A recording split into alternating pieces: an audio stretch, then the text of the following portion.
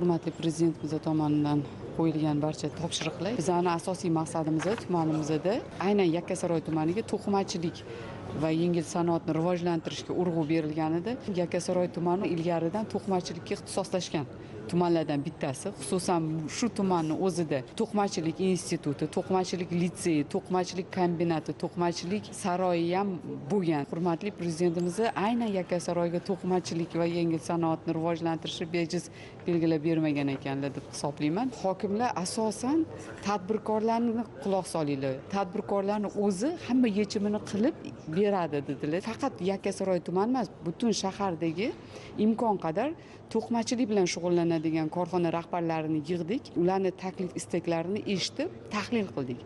O'sha tahlildan kelib chiqqan holda o'zimizga marralarimizni ham belgilab oldik. Bizning marramiz O'zbekistonga qancha ko'p mablag' olib kirib, O'zbekistonning rivojiga aynan to'qimachilik yo'nalishi bo'yicha hissa qo'shsak, men o'ylaymanki, ana o'shanda yurtboshimiz tomonidan qo'yilgan talab va belgilangan plankasiga erishamiz deb o'ylayman.